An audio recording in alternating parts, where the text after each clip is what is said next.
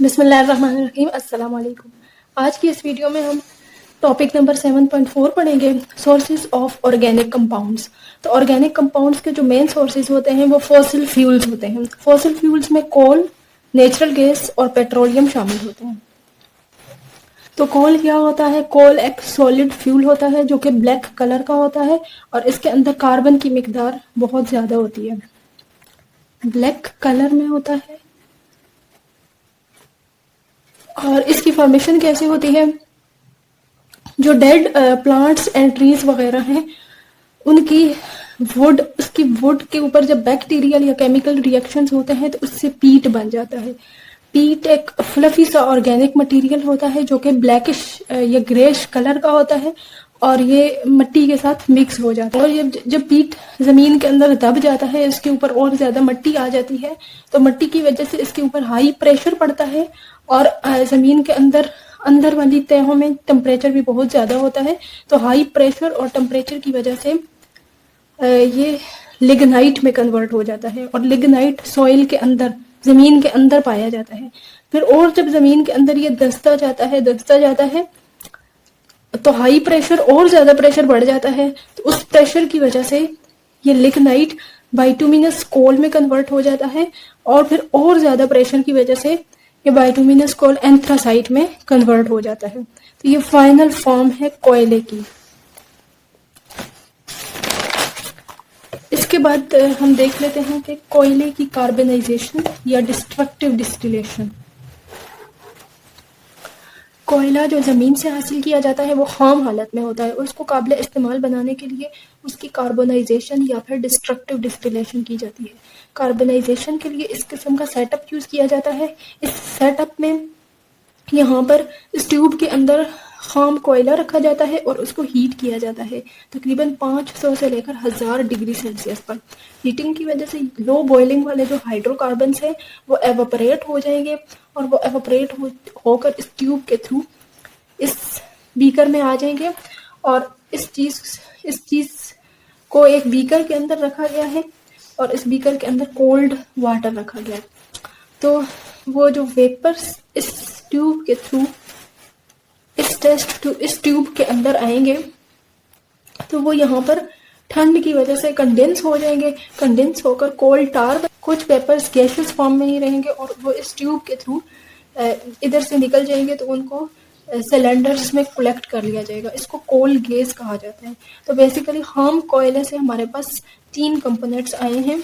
एक यहाँ पर कोक, जो यहाँ पर रेजिड्यू बन जाता है, ये पोरस रेजिड्यू होता है क्योंकि इसके अंदर से कुछ हाइड्रोकार्बन्स निकल चुके होते हैं। इस पोरस रेजिड्यू को कोक कहा जाता है। इसके अलावा कोल टार हमें हासिल हुआ है और कोल गैस। जियोलॉजिकल सर्वे के मुताबिक पाकिस्तान के अंदर 184 बिलियन टन कोयला मौजूद है।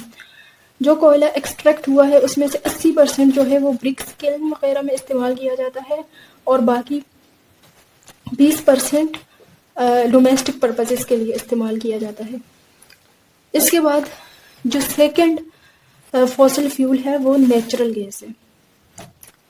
तो natural gas low boiling hydrocarbons पर मुश्तमिल होता है। इसके अंदर 80% मीथेन होता है और का जो मेन सोर्स है वो कोल की हीटिंग है।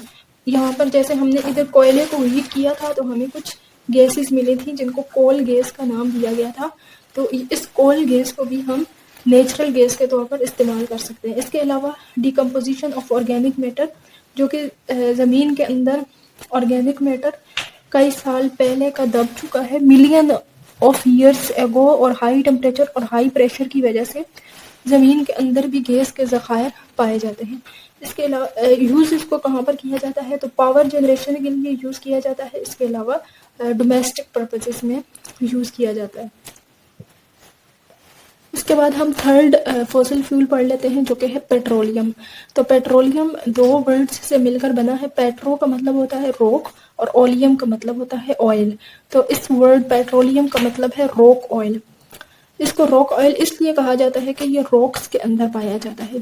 पेट्रोलियम की डेफिनेशन कुछ ऐसे है: it is naturally occurring brown और greenish black viscous oily liquid, ये कुदरती तौर पर पाया जाता है, ब्राउन या ग्रीनिश कलर का होता है।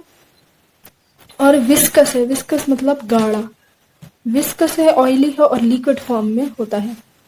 इसकी हम देख लेते हैं कि पेट्रोलियम की फॉर्मेशन कैसे होती है। मिलियंस साल पहले जमीन के ऊपर समंदर के अंदर जो एनिमल्स थे उनकी जब डेथ हो जाती थी तो वह समंदर की तह में बैठ जाते थे। तो उनकी डेड बॉडीज के ऊपर सेडिमेंट्री रॉक्स इकट्ठी होती जाती थी और इन सेडिमेंट्री रॉक्स की वजह से इनके ऊपर प्रेशर आना शुरू हो जाता था। प्रेशर की वजह से ये प्रेशर, हाई टेम्परेचर और हाई प्रेशर की वजह से इनकी डेड बॉडीज ऑयल और गैस के डिपॉजिट्स में कन्वर्ट हो जाती थी। जमीन के अंदर जो पेट्रोल पाया जाता है वो क्रूड फॉर्म में होता है और इस पेट्रोल के अंदर डिफरेंट फ्रैक्शंस पाई जाती हैं। उस पेट्रोल की डिफरेंट फ्रैक्शंस को अलग अलग करने के लिए फ्रैक्शनल डिस्टिलेशन का अमल यूज किया जाता है। फ्रैक्शनल डिस्टिलेशन के लिए इस किस्म का एक फ्रैक्शनेटिंग कॉलम इस्तेमाल किया जाता है।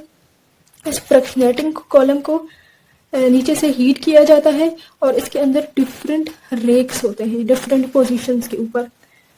तो यहाँ से क्रूड ऑयल को इसके अंदर डाला जाएगा और इस क्रूड ऑयल को हीट किया जाएगा, हीटअप किया जाएगा हाई टेम्परेचर के ऊपर। तो लो बॉइलिंग हाइड्रोकार्बन जो है वो पहले एवापोरेट कर जाएंगे और गैसेस की फॉर्म में यहाँ से निकल जाएंगे। उसके बाद नेक्स्ट लेवल पे जिनका बॉइलिंग पॉइंट होगा वो एवापोरेट करेंगे और वो अपने बॉइलिंग पॉइंट के हिसाब से इन डिफरेंट रेक्स में इकट्ठे होते जाएंगे। तो इस तरह पेट्रोलियम से डिफरेंट फ्रैक्शंस बन जाएंगी, जिस तरह fuel oil, lubricating oil, diesel oil, kerosene oil, naphtha, petrol और इसके अलावा नेचुरल गैस। अब इन डिफरेंट फ्रैक्शंस को डिफरेंट पर्पजेस के लिए इस्तेमाल किया जाता है। जैसे फ्यूल ऑयल को शिप्स और फैक्ट्रीज वगैरह में इस्तेमाल किया जाता है, लुब्रिकेटिंग ऑयल को वैक्सिस के तौर पर इस्तेमाल किया जाता है और वैक्स जो है फ्रैक्शन को कम करने के लिए डिफरेंट मशीन्स के पार्ट में इस्तेमाल की जाती है। डीजल ऑयल को हैवी व्हीकल्स जैसे ट्रक्स या बसेस वगैरह में यूज किया जाता है। केरोसिन ऑयल को जेट्स में इस्तेमाल किया जाता है। Naphtha as a chemical use किया जाता है और पेट्रोल को ये छोटी व्हीकल्स में इस्तेमाल किया जाता है। पाकिस्तान के अंदर 4 ऑयल रिफाइनरीज हैं। सबसे पहले अटक ऑयल रिफाइनरी है जिसकी 1.25 million ton oil refining capacity है। इसके अलावा कराची में 2 ऑयल रिफाइनरीज हैं जिनकी 2.13 million ton oil refining capacity है। इसके अलावा मुल्तान में पाक अरब ऑयल रिफाइनरी पाई जाती है।